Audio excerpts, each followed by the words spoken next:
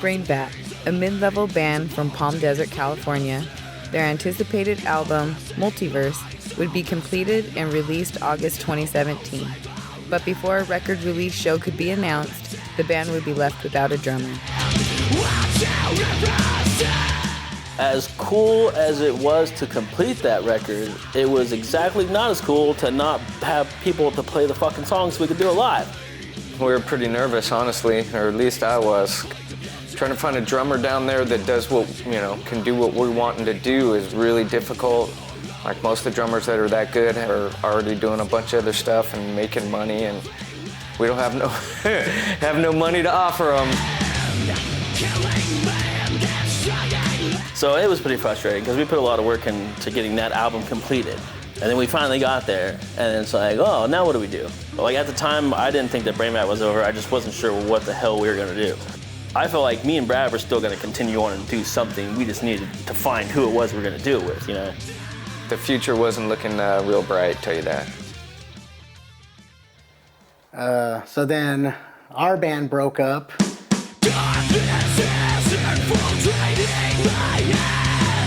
3 hours away, friends from Oxnard are experiencing a similar situation. Wood and Nomad broke up and the rhythm section decide to keep it going. Sharing experiences from each other's town, an idea comes to mind. Me and Danny decided that we wanted to stick together. So we did start auditioning some people, like, kind of right away. I remember being like, yeah, Danny, who do you know?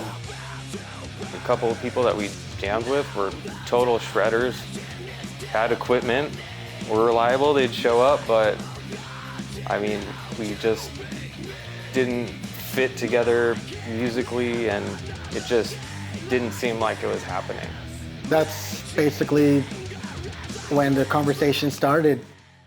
Well, obviously the light bulb went off right away.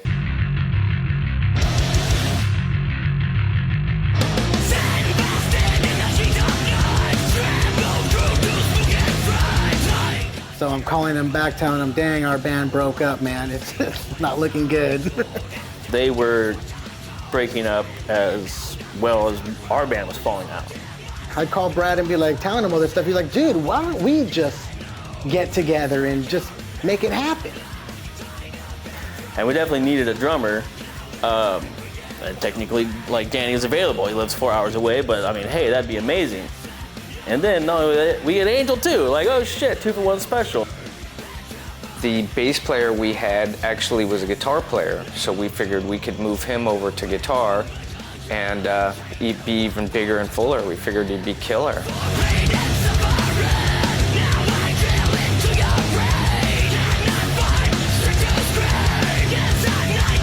Like, it sucked. It was a little bit of commute.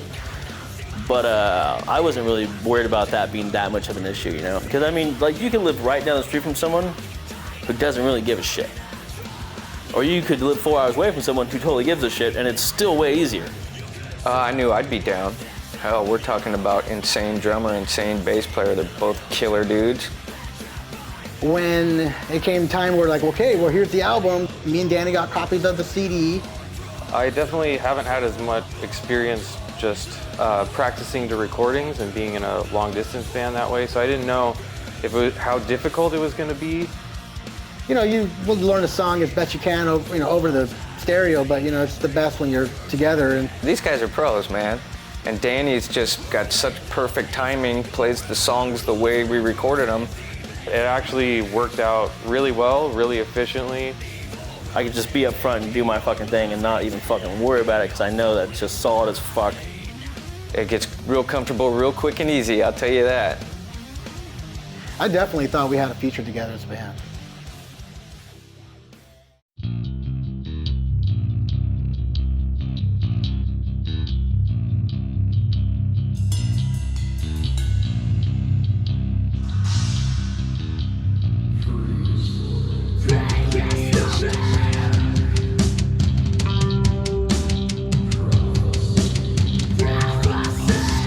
So Sheridan had this idea, hey, why don't we make something happen at my museum? Sheridan was working at the Palm Springs Art Museum, really amazing place. That was the Annenberg Theater at the Palm Springs Art Museum, and that's the theater I ran. I was there for 10 years or whatever, and I always wanted to like at least bring my band in and do a video or something. And then one day it kind of just worked out, and I basically just kind of asked a bunch of favors. And like, there was nothing happening in the theater, and so like, hey, we're gonna use it.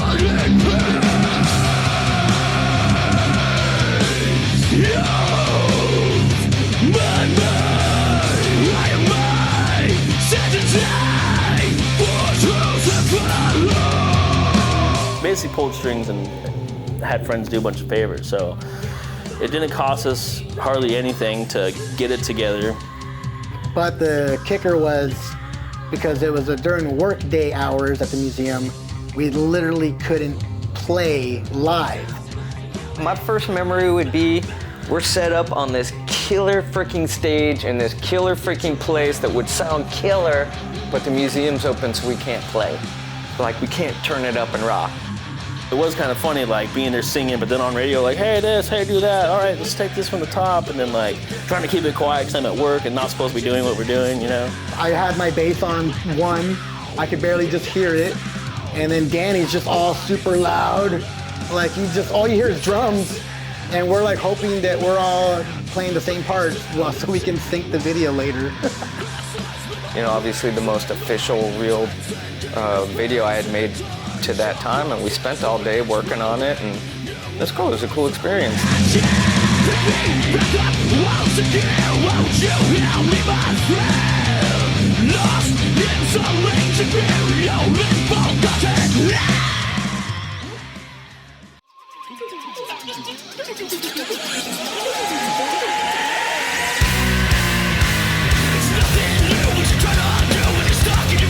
When I was learning the Multiverse album, I literally just listened to the album, did my best to find the notes where they were, and then like when I watched Brad play, I was able to like make sure like, oh yeah, cool, I'm playing it right, and then hearing the album over and over. So it was really easy for me, I felt like, because it was pretty natural, because I had already been in a few bands where literally I wasn't the songwriter. For Brad, might have been a little different just because he's always been the songwriter, like from what I know from every band he's been in. So it might have been a little challenging more for him. So it was pretty fun to like, okay, what am I gonna do? It was a good learning experience for me to see what I'm gonna put on top of somebody else's music. As if Brad didn't have enough fucking riffs anyways. And then the vibe too, like Angel's riffs, like it's got a whole desert feel, but it's still like punk rocky, and like it just meshed so well. So we learn it and we track it, and then they basically just tell me, do your thing. There's stuff that I did that I kind of had hidden, and Angel would be like, that's killer, you gotta bring it up. And then we finish the song, and now it's part of what I play live. And again, I was stoked to like, yeah dude, let's see what I'm gonna sing on this fucking riff right here.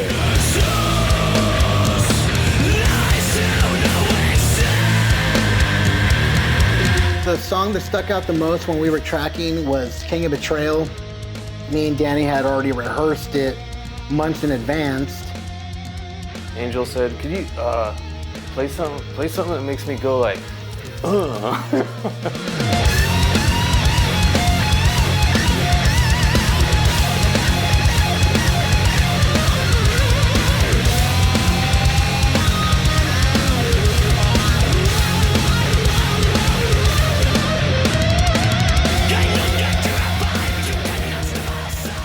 So Creating Hell became the second single that we did. It was another natural song that me and Danny did. It was one of the original 4 that we learned together. It was literally like Danny, I want to make up a song today, but I got nothing. What do you have? Like, what? Give me fucking something. Fucking, like.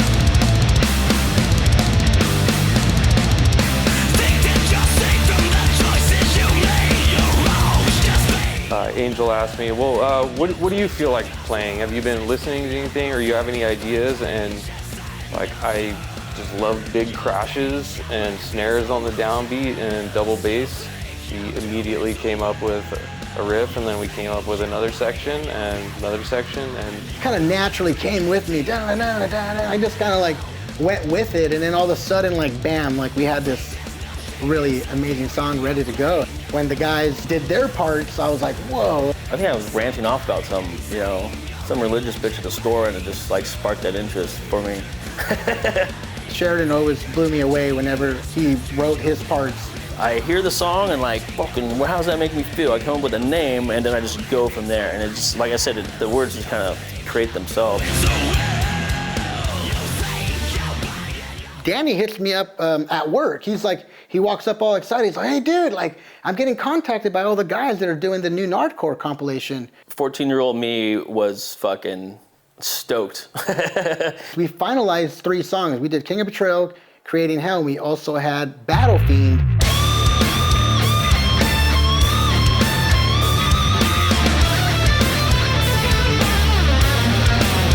So I told Danny, just ask them and see if we could just submit a song.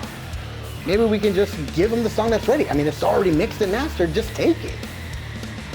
Being on that compilation made me feel like I'm more part of the scene that I love so much over here.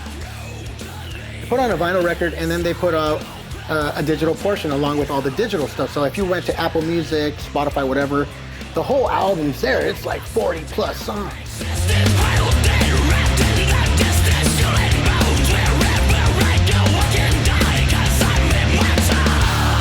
I like hearing the diversity of like all the different bands on there, and I like how we got included and we don't sound exactly like all the other bands, and all the other bands like have their own thing, and we know a lot of them, and yeah, it's a great thing to be a part of.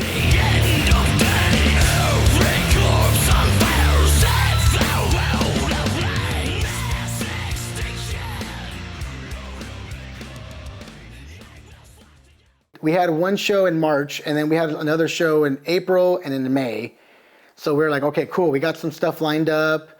We're all excited about the new Nardcore comp now that we're going to be on. The show was super rad. I remember having so much fun. And I think we even had like another show booked, maybe like 2 or 3 weeks after that or whatever it was. So it was like, hell yeah, boom, rolling. I know we had more stuff later type thing.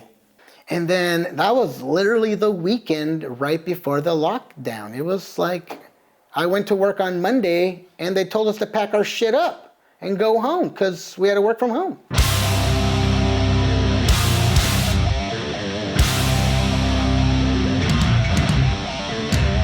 All of a sudden, everything's pulled out from underneath you. We had some momentum rolling, and all of a sudden, nothing's happening. So It was really weird. Like, I haven't really ever gone that long without playing drums. you know, that was the biggest way it affected my life. I still worked, you know, that as far as my basically routine was still the same, but my favorite thing to do that makes all the work worthwhile was taken away. It sucked. When the world shut down, it was literally like, we're calling each other going like, hey, well, maybe we'll be ready, maybe everything will be cool by April, because we had this really cool show we were gonna play with this really amazing band we wanted to play with. And man, April came and went and nothing happened, everything's still the same. Basically had like, I don't know how many fucking lockdowns in 2020. It was like locked down. It was just no way back out of it. Well, the first shutdown, I actually wrote a lot of stuff that ended up, some of it being used on the next record. Brad was calling me and telling me like, dude, I got some songs that you gotta hear. We've recorded a bunch of your songs, so now like here, I got some songs, you learn it and we'll put it all together all bitchin' like. So that's one of the things that started happening for us that really played a big role in our new songs was technology, which was using Dropbox, Google Drive. Being an old dinosaur, learning how to do that and use it for our advantage, it definitely fucking was helpful.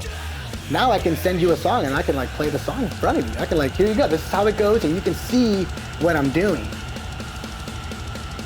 Like instead of just, you know, get together, do a rough recording in the room and take the CD with you type thing, things can be fixed or updated, like, oh, here's this riff I was working on, or here's this idea, you know, and like being able to be far apart, because also like I quit my job and I moved up north to grow weed and hang out because it was the right thing to do at the time. So like I remember like being, you know, 12 hours up north, like waiting for something to happen. We were in direct contact. And a lot of the stuff I sent, Brad didn't, you know, really like it. He didn't like it. And like I knew he didn't like it because he never would respond to it. So I'd be like, okay, well shit. So I'd always have to go back to the drawing board. And it's what really is kind of cool about the whole band. Like different people are writing, so it's makes it a whole bigger vision than, you know, if it was just mainly one songwriter.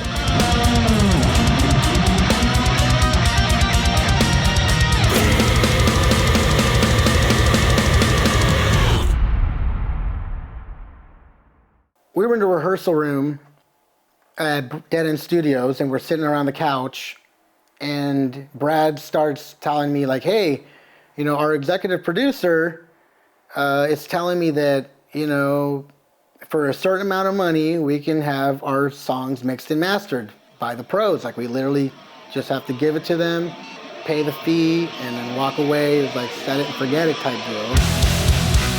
Time travel, they say, cannot exist. I'm guessing the way. Wormhole to space. Man. And I just thought that was the most amazing idea. I was really into it. And I remember collectively asking everybody, like, well, what do you guys think? Like, should we like have someone else do it? As everyone remembers what it was to mix a record, it was like, you have to be in the room and you have to hear the song over and over and over. And you go back and listen to it, you're like, shit, man, I gotta do this whole shit again. And then like you can't even like dial even one song in.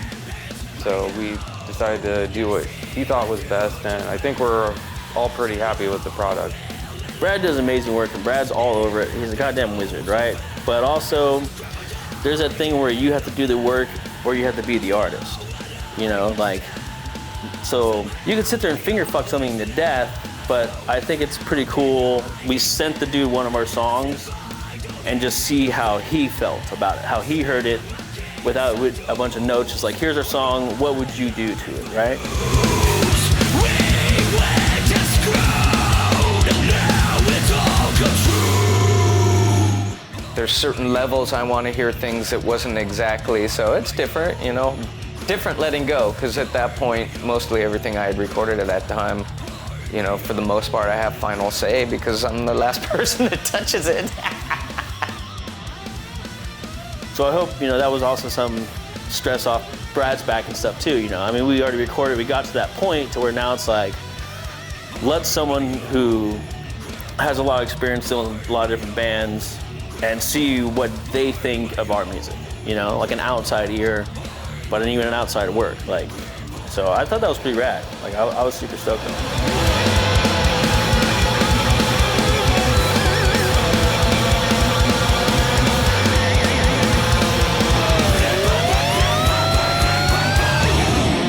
I remember I was in Vegas and Brad's calling me. I had just checked into my room and he's like, dude, check your email. And I was like, dude, okay. And I checked it and called Brad, holy shit, dude, no fucking way this is that good. Like, no way that's us. I was blown away. I never played on an album that sounded that rad. So many emotions. No, I remember just listening to it over and over and trying to like put myself in a different seat, you know, per se, like someone who's never heard us before, like, oh, like my friend, you know, like how would they hear it, you know what I mean? I don't know. Like, I was stoked on the sound, I was stoked on the songs, I was stoked on my performances, like, you know, the lyrics, and then just as a whole.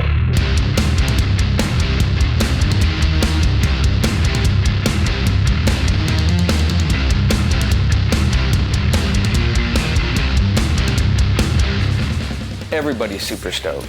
And it's exciting because you love it, and then we're getting all these, you know, we're group text, and everybody's just like, hell yeah, and just that kind of energy, you can even feel it through the damn internet. I don't have any complaints. Like, the drums were loud as fuck, so. The only bad part I think was when I first heard the mixes was like I was in Vegas. I couldn't like hear it on a stereo. I couldn't even go to my car. I didn't even have a car. I had to wait 2 full days to really hear the mixes. I was like, fuck.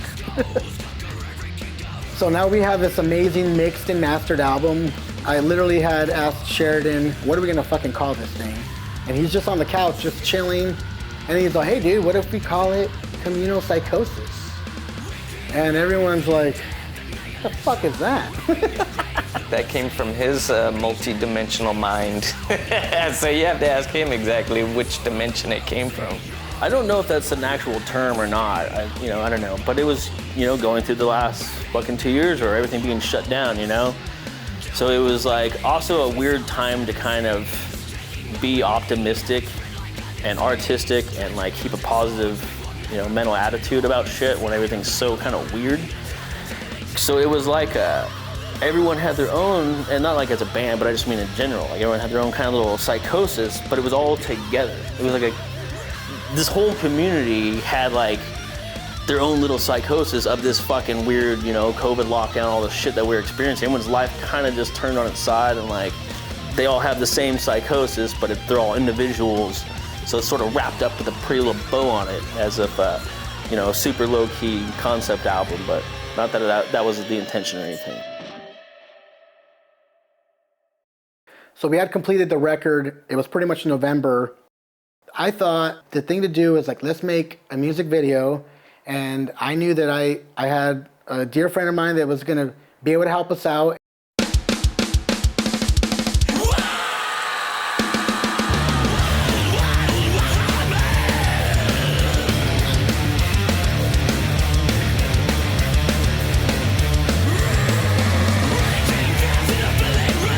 That was really cool because it wasn't like a big planned up thing necessarily. Because like at this time, we didn't even have a rehearsal room. We were like renting rehearsal time. We were going to studios here in Ventura. We were trying to like get some things going. So we rented time at Megasound. And I just told him, just bring your camera, like literally like no pressure. All you got to do is just like literally film us. The shots he got, the way he got it edited, as natural as it seems, like I was fucking super stoked on that video. Came through and absolutely slayed it. Came out way more killer than I pictured. It was awesome. It was a way funner experience, I thought, than the original prehistoric prophecies because, you know, literally you couldn't play live. And then the more I like share it with friends, or they would even see it, like everyone loved it as much as I did, which is pretty cool because most of the time you love the art that you're making, but everyone else is like, yeah, cool, dude. So it's cool for everyone else to be like, dude, that's fucking so rad, that video's dope, and them sharing it, and then also to be able to just, like, when I meet people or when I'm working with people, like, oh, dude, boom, check this out, like, bam, check this video out. Because it's cool music, but then the video, they get to see us.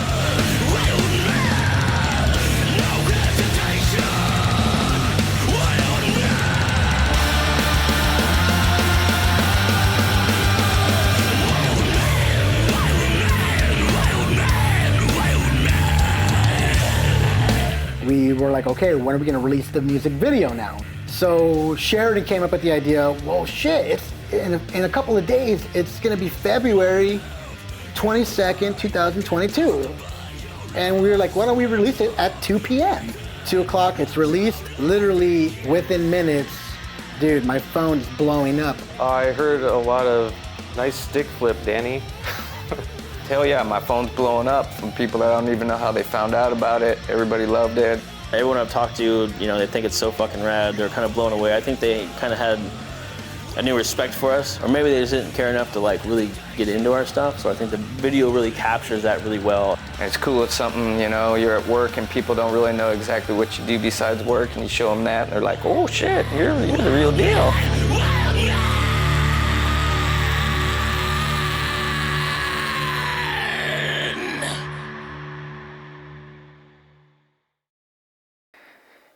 So the hardest task of the album was definitely the artwork. The artwork, yeah. Yeah, I think it was. That's like the one thing that we can't agree on or wouldn't agree on. Sheridan took initiative and started saying, hey man, well, I'm gonna hit up some guys like overseas. Like he was checking out some people on Instagram. He was just someone, I had looked him up on Instagram and I like his art. So, you know, he's like in Indonesia or whatever. So it's like, there was that barrier where communicating what we want to change and what we want to do. The guy was sending us like, well, here's everything in pencil, and then here's everything inked. So everything was coming in kind of weird. Like I wish you could have just sent us like more complete. So we kept just putting in our own ideas, which like we do with the music, but I think we're all more used to making music than we are trying to decide what the fucking artwork's gonna be for the music that we write. While that was happening, I was contacting Me Media again, and I was like, dude, can you please look at this? I'm trying to show the artist. I think you understand the vision we want. So then I have some mock-ups that I'm sending to Sheridan and the guys, and we're like, yeah, that's exactly like how we want it. And then we're sending it to the guy, and then the guy still sends us this one complete art where we're like, okay, there's some parts we like, but there's a lot of it we don't like. So it was a bit of a hassle, especially since we're all far away and we're all looking at, little pictures on our phone instead of like, let's all sit at the table and talk about this or that and like change this. So I think a week or two go by, Sheridan's like, okay, I'm gonna try one more time and literally tell them this is what we want. And it was the mock-ups basically from Mean Media that we based it off of. The guy comes back, he starts sending exactly what we wanted, and we're like, yes. As we noticed that we're all happy for like a good 2 days, Brad hasn't said shit. So I called Brad, I'm like, Brad, what's going on, dude? You're not saying anything, we're all happy over here. He's like, I don't like the fucking logo. It's fucking like empty. There's nothing in it. There's like fucking, it's like you just gave up and you didn't care for the logo. I was like, oh fuck, I didn't know you fucking were that upset. He's like, yeah. I wasn't saying anything, and I was like, I know you weren't saying anything, but damn. But it's hard, man. It's all coming on a little phone. We're seeing these little pictures. I don't know why you gotta go there, man. Why? We tell the guy, can you just fill in the letters this color? And like that, there it was. It was done. So it was a bit of a process, but I'm stoked with it. Like, I think we're all happy with it. I think it turned out great, Poor Sheridan, man. He had to literally deal with all our bullshit. Tell him this, tell him that. So we wanted everybody to be happy, so it was difficult. It took a little while. That was really the only struggle this band's ever had with this version, if you ask me. Doctors.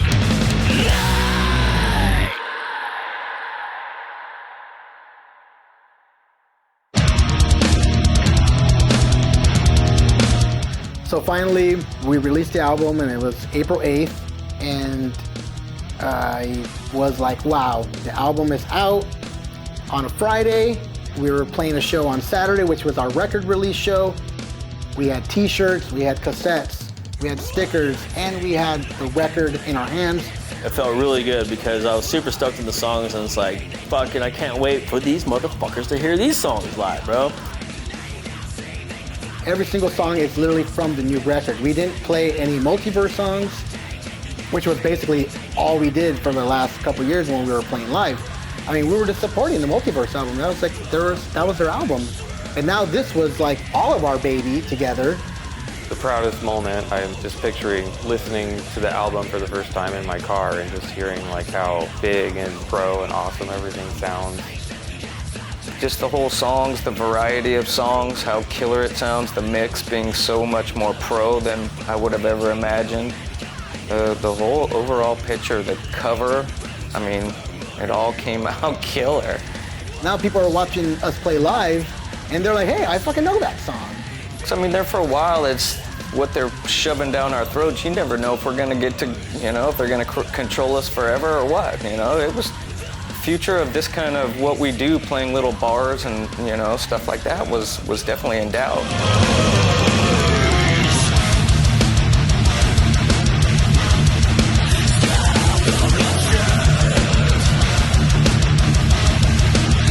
I mean, me and Brad always talk about stuff late at night when we're done from any rehearsals, and we're like, dude, if this band ends, that's it for me, dude. I'm not gonna try to make another band, dude. Palm Desert's like everyone's already in bands, or they're in big bands, or they're busy. Like, there's no way. So if this doesn't happen, it's not gonna happen for me. And I always tell Brad, well, dude, I want to do this.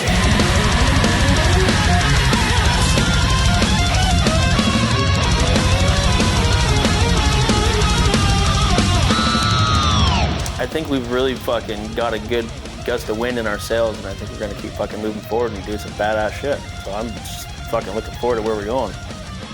I think that we definitely have a chance to keep going. Everyone is still really happy with our situation. I mean, like, yeah, we don't get together all the time, but we definitely are in a place where when we do get together, we make shit happen. Keep it together, keep it alive, man. That's my favorite thing to do. Stop.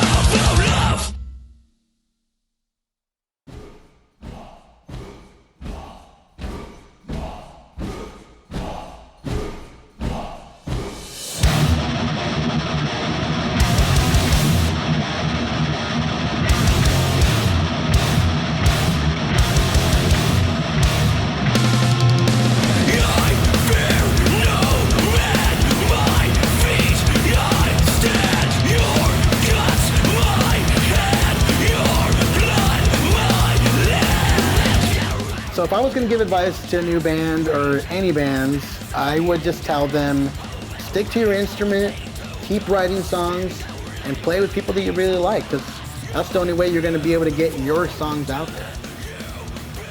Be aware that you have to get along with other musicians. Find those people that you share your vision with and you can work with, and it'll be really rewarding. You know, here, take my advice. I'm not using it, right? No. Be passionate about what you're doing and surround yourself and work with people that are also passionate about what they're doing. What advice? Nobody give nobody no advice. I don't know, man. Make sure you like the people you're playing with. Seriously, I guess that would be it, because trying to keep the band together it's really hard. You know, there's all kinds of cliches. So really liking the people you're playing with, so that the energy is always killer, helps it expand better. You know, when you're playing with somebody that's stifling, when you get to practice, it's stifling. It doesn't grow as well. If you can find people that are all on the same page, or at least, you know, killer energy like that, it makes a big difference. And also being fucking dope people. Like I said, we have such a rad chemistry together, so working together, writing, and even just hanging out together, like, it's so amazing to fucking get together. And so I think if, you know, even in town, but definitely if you're gonna push something where you have to keep making things, you know, sort of work, any sort of distance, or people have jobs, and like, I think the overall thing is the people you're doing it with and why you are doing it, you know, like, you gotta wanna do it and they gotta wanna do it and be fucking amazing people. And I think that's the fucking most important thing, no matter what you're doing, music or artist or whatever it is.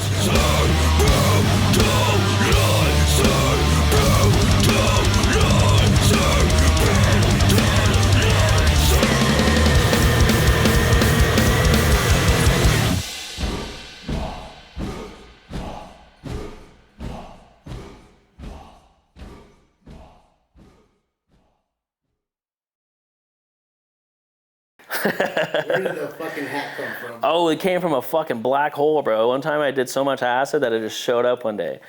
No, I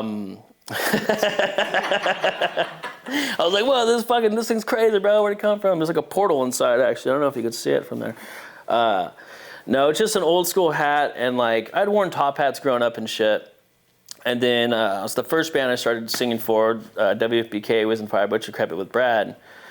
And that's when I got the hat. I got it from a family friend, and I just always loved the hat. Like, it was, you know, an old hat. They had all kinds of cool shit. I always wanted that fucking hat. And then one day he gave it to me, so I've just been wearing the fuck out of it. And then like, it's a super old hat, and it's probably got more story to it than I know, but I just put it on to feel it. It has a fucking energy to it, and I don't even need to explain it to anyone, because I understand it, and that's my own shit. Then that dude was like, dude, you can't just be wearing that fucking hat to like dive bars. Like, it should be like, you know, thing. And I'm like, no, I'm wearing this fucking hat, you know, wherever I go. This is the fucking hat. So, I don't know. I guess the story is just a badass fucking hat, and I'm going to wear the fuck out of it for as long as fucking possible.